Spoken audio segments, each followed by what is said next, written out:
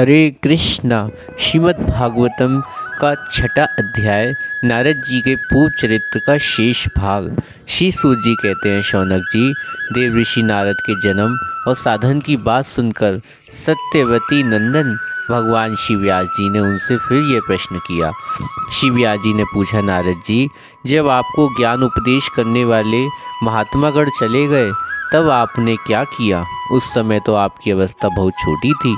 स्वयंभू आपकी शेष आयु किस प्रकार व्यतीत हुई? मृत्यु के समय आप किस विधि से अपने शरीर का परित्याग किया? देव ऋषि, काल तो सभी वस्तुओं को नष्ट कर देता, उसने आपकी इस पूर्व कल्प की स्मृति कैसे नाश नहीं किया? श्री नारद जी ने कहा, मुझे ज्ञान उपदेश करने वाले महात्मागण जब चले गए तब मैंने इस प्रकार अपना जीवन व्यतीत किया। यद्यपि उस समय मेरी अवस्था बहुत छोटी थी, मैं अपनी माँ का इकलौता लड़का था, तो वह एक स्त्री थी, दूसरे मूढ़ और तीसरी दासी थी। मुझे भी वह उनके सिवा कोई सहारा नहीं था। अपने स्नेह पाश से जकड़ रखा था। वह मेरे योगक्षेम की चिंता तो बहुत दूर करती थी, परंतु पराधीन होने के कारण कुछ कर नहीं पाती थी। जैसे कठपुतली नाचने वाली की इच्छा के अनुसार ही नाचती, वैसे ही ये सारा संसार भी उस भगवान की इच्छा के अनुसार नाचता रहता है। मैं भी अपनी माँ के स्नेह बंधन बनकर उस ब्राह्मण बस्ती में रहा। मेरी अवस्था केवल 5 वर्ष की थी। मुझे दिशा, देश और काल के संबंध कुछ भी ज्ञान नहीं था। एक दिन की बात है, मेरी माँ गौ धोने के लिए रात के समय घर से बाहर निकली। रास्ते में पैर से सांप छू गया तो उस बेचारी को ढस लिया। उस सांप का क्या दोष, काल की ऐसी ही प्रेरणा थी। मैंने समझा भक्तों का मंगल चाहने वाले भगवान की भी ये अनुग्रह ही है। इसके बाद मैं उत्तर दिशा की ओर चल पड़ा। उस ओर मार्ग में मुझे अनेकों धन धान से संपन्न देश, नगर, गांव, अहीरों की चलती फिरती बस्तियां, खाने, खेड़े, नदी, पर्वतों की तटवती प्रणाम वाटिकाएं और वन उपवन, रंग बिरंगी धातुओं युक्त विचित्र पर्वत दिखाई पड़े। कहीं कहीं जंगली वृक्ष थे जिनकी बड़ी बड़ी शाखाएं हाथियों ने तोड़ डाली। शीतल जल से भरे हुए जलाशय जिनमें देवताओं के काम आने वाले कमल थे, उन पर पक्षी तरह तरह की बोली बोल रहे, भौरे मंडरा रहे। यह सब देखता हुआ मैं आगे बढ़ा। मैं अकेला ही था कि इतने लंबा मार्ग में तय करके एक घोर गहन जंगल में देखा। उस नरकट, बांस, सेठा, कुश, कीचक आदि खड़े। उसकी लंबाई चौड़ाई बहुत थी और सांप, उल्लू, सियार आदि भयंकर जीवों का घर हो रहा था। देखने में बड़ा भयावना लगता था। चलते चलते मेरा शरीर इंद्रिय शिथिल हो गई। मुझे बड़े जोर की प्यास लगी। भूखा तो था ही। एक वहाँ नदी मिली। उसके कुंड में मैंने स्नान, जलपान, आचमन किया। इसके बाद मेरी थकावट मिट गई और उस विजन वन में एक पीपल नीचे आसन लगाकर बैठ गया। उन महात्माओं ने जैसा सुना था, हृदय में रहने वाले परमात्मा सी रूप मैंने मन ही मन ध्यान करने लगा।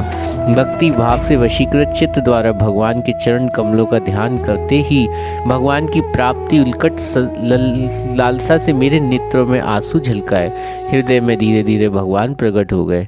व्यास जी, उस समय प्रेम भाव के अनंत उद्रेक से मेरा रोम रोम पुलकित हो उठा। हृदय अनंत शांत और शीतल हो गया।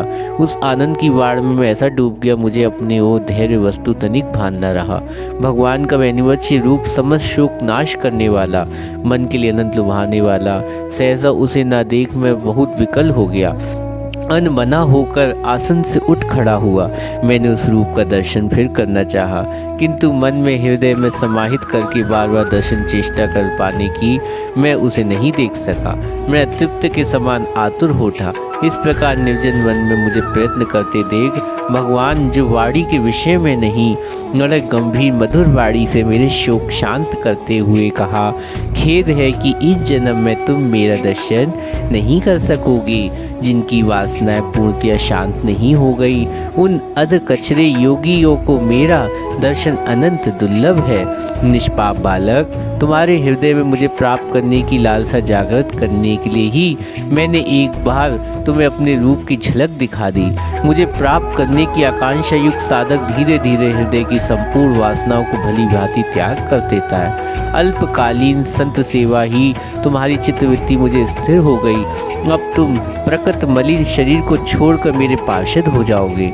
मुझे प्राप्त करने का तुम्हारा यही दृढ़ निश्चय कभी किसी प्रकार नहीं टूटेगा। समस्त सृष्टि प्रलय हो जाने पर भी मेरी कृपा से तुम मेरी सृष्टि में स्मृति बनी रहेगी। आकाश के समान अव्यक्त सर्वशक्तिमान महान परमात्मा इतना कहकर चुप हो रहे। उनकी इन कृपा का अनुभव कर मैंने उन श्रेष्ठ विश्रेष्ठ भगवान को सिर झुकाकर प्रणाम किया। तभी से मैं लज्जा संकोच छोड़कर भगवान के अनंत रहस्यमय एवं मधुर मंगलों नामों का लीलाओं का कीर्तन स्मरण करने लगा। इस पामद मत्सर मेरे हृदय पहले निर्वृत्त हो चुके। अब मैं आनंद काल की प्रतीक्षा करता हुआ पृथ्वी पर चलने लगा। व्यास जी, इस प्रकार भगवान की कृपा से मेरा हृदय शुद्ध हो गया, आसक्ति मिट गई और मैं कृष्ण परायण हो गया। कुछ समय बाद जैसे एकाएक बिजली कौंध जाती, वैसे ही मैं अपने समय पर मेरी मृत्यु आ गई। मुझे शुद्ध भगवत पार्षद शरीर प्राप्त होने का अवसर आने पर प्रारब्ध कर्म समाप्त होने जाने के कारण पंच भौतिक शरीर नष्ट हो गया। कल्प के अंत में जिस समय भगवान नारायण एक वर्ण प्रलयकालीन जल समुद्र में जल शयन करते, उस समय उनके हृदय शयन करने की इच्छा से सारी सृष्टि समेटकर ब्रह्मा जी जब प्रवेश करने लगे, तब उनके श्वास के साथ मैं भी हृदय में प्रवेश कर गया। एक सहस्र चतुर्युग बीत जाने पर जब ब्रह्मा जगे, उन्होंने सृष्टि करने की इच्छा की, तब इंद्रियों से मरीचि आदि ऋषियों के साथ मैं भी प्रकट हो गया। तभी से मैं भगवत की कृपा से वैकुंठ आदि तीनों लोकों के बाहर भीतर बिना रोक टोक विचरण करता रहता हूँ। मेरे जीवन का व्रत भगवत भजन अखंड रूप से चलता रहता है। भगवान की दी हुई इस स्वर ब्रह्म में अर्थात षड ऋजस गंधार मध्यम पंचम द्वैत और निषाद, ये 7 स्वर व्यंजक होने के नाते ब्रह्म रूप कहे गए हैं। स्वर ब्रह्म विभूषित बीड़ा पर तान छेड़कर मैं उनकी लीलाओं का गान करता हुआ सारे संसार विचरता हूँ। जब मैं उनकी लीलाओं का गान करने लगता हूँ, तब वे प्रभु जिनके चरण कमल समस्त तीर्थों के उद्गम स्थान और जिनका यशोगान मुझे बहुत प्रिय लगता और बुलाए हुए की भांति तुरंत मेरे हृदय में आकर दर्शन दे देते, जिन लोगों का चित्त नित्य निरंतर विषय भोगों की कामना आतुर हो रहा, उनके लिए भगवान की लीला कीर्तन संसार सागर पार जाना जहाज है। ये मेरा अपना अनुभव है। काम और लोभ की चोट से बार बार घायल हुआ हृदय श्री कृष्ण सेवा जैसी प्रत्यक्ष शांति अनुभव करता। यम नियम आदि योग मार्गों से वैसी शांति नहीं मिल पा सकती। व्यास जी, आप निष्पाप हो। आपने मुझसे जो कुछ पूछा वह सब मैंने जन्म और साधन रहस्य तथा आपकी आत्मदृष्टि का उपाय मैंने बतला दिया।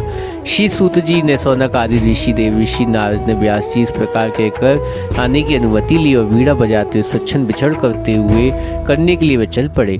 अहो देव ऋषि नारद धन्य है, क्योंकि वे शंख पाड़ी भगवान कीर्ति अपनी वीणा पर गा गाकर स्वयं आनंद मगन होते और साथ साथ ये त्रिवितप्त जगत को आनंदित करते रहते हैं। हरे कृष्णा।